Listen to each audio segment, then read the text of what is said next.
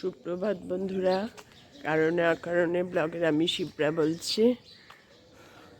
আজকে বিশ্বকর্মা পুজো, মর্নিং ওয়াকে বেরিয়ে পড়েছি।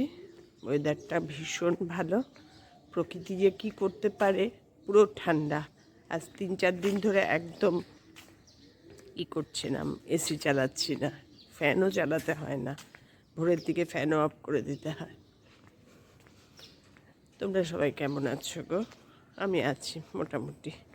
বাবানকে এখন স্কুল গাড়িতে তুলে একটু দুধ নিয়ে আমরা বাড়ি চলে যাব। একদমই হাঁটবো না, কারণ আজকে আমার মার বাৎসরিক কাজ, ওই রাম ঠাকুরের আশ্রমে, সেখানে যাব। একটু তাড়াতাড়ি বেরোবো, তার জন্য মনটা খুব একটা ভালো নেই। দেখতে দেখতে 1 বছর হয়ে গেল দেখো। তবে মা মারা গেছিলেন 28শে সেপ্টেম্বর, তিথি অনুযায়ী 10 দিন 11 দিন আগে পড়েছে।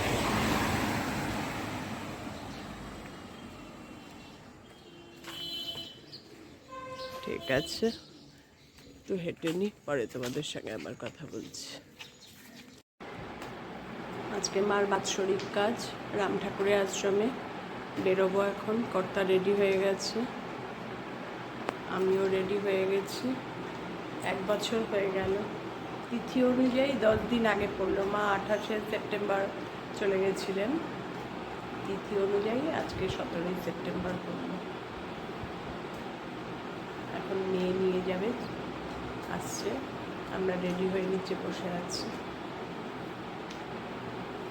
মনটা কেমন হয়ে যায় জানো তো মাঝে মাঝে। দিন কি দেখো, 1 বছর হয়ে গেল দেখতে দেখতে। কর্তাও রেডি হয়ে বসে আছে। এবার যাই, ওখানে গিয়ে আবার তোমাদের সঙ্গে কথা বলব। এসে গেছি রাম ঠাকুরের আশ্রমে, এখন ঢুকবো।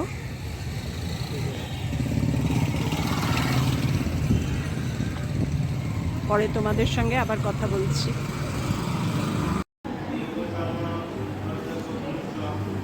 ভাই করছে কাজ,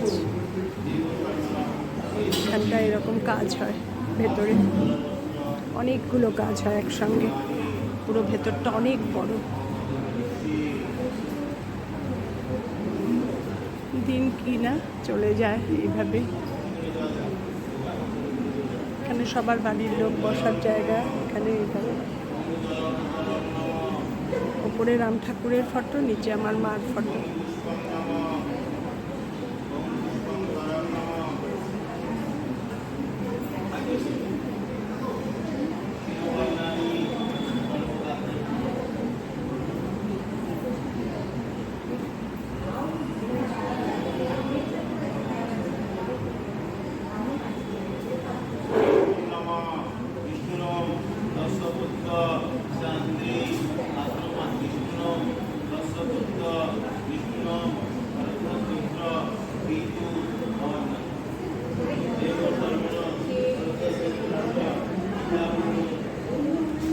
অ্যাট এ টাইম 10টা কাজ হয়,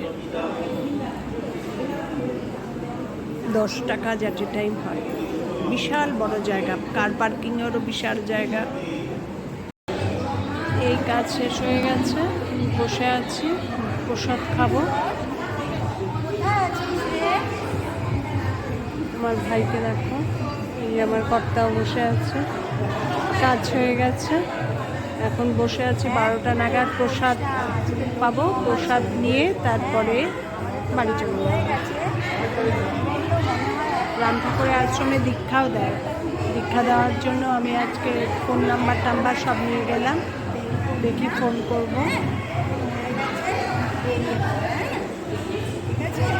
এই জায়গাটা খুব সুন্দর অ্যারেঞ্জ করা।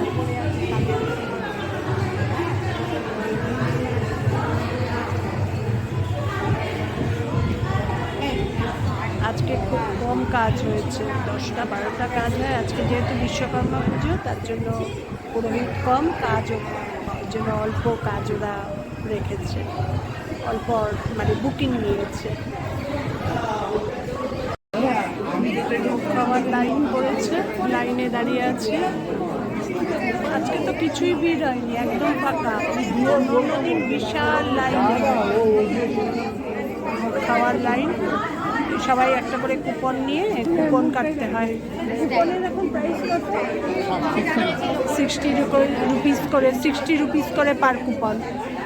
ওই কুপন কেটে কুপন নিয়ে দাঁড়িয়ে থাকতে হয়। এবার গেট খুলবে 12:30টায়, বোধহয় গেট খোলে। 12:30টায় গেট খুললে খাওয়া দাওয়া শুরু হবে।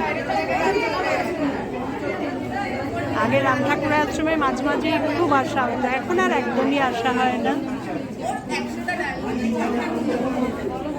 হলো আগে মাকে নিয়ে ডাক্তারের কাছে গেলেই ফেরার সময় রাম ঠাকুরের আশ্রমে হয়ে ফিরতাম।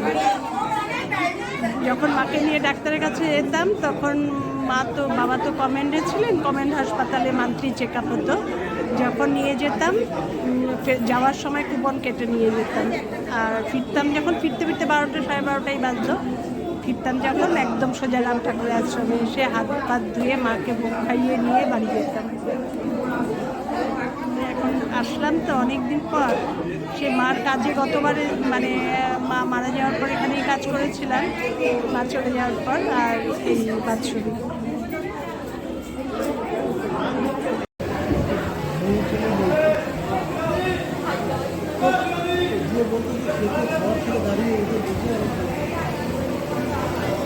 ঠাকুরের নাম নিয়ে এবার ভোগ দেওয়া আরম্ভ করবে। সবাইকে জল গ্লাস নুন দেওয়া হয়ে গেছে, এবার ঠাকুরের নাম করবে, করে ভোগ দেওয়া স্টার্ট করবে।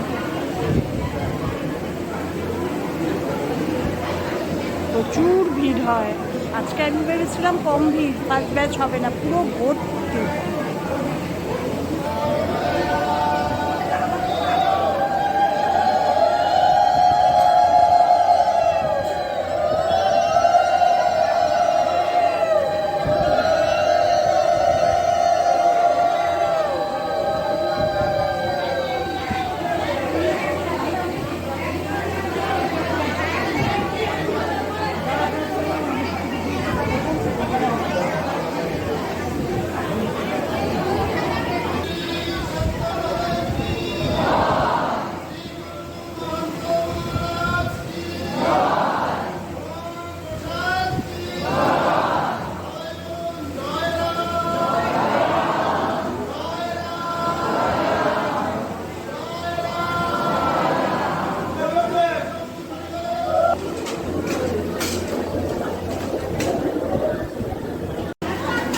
আলু পটল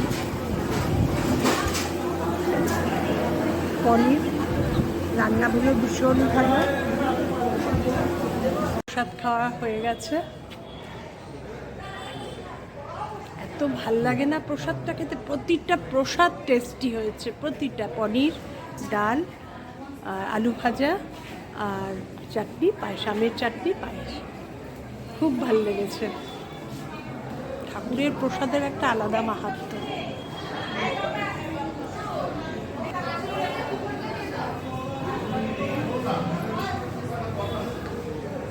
আরেকবার হবে, ভিড় হয়ে গেছে। ভাবছি ভিড় কম, কিন্তু ভালোই ভিড় হয়েছে। এবার চললাম বাড়ি, হয়ে গেছে সব প্রসাদ নেওয়া। মার কাজ ভালোভাবেই হয়েছে। আমার ভিডিও যদি ভালো লেগে থাকে লাইক কমেন্ট শেয়ার করে দিও, আমার চ্যানেলকে সাবস্ক্রাইব করে নিও। তোমরা সবাই ভালো থেকো, সুস্থ থেকো, সাবধানে থেকো।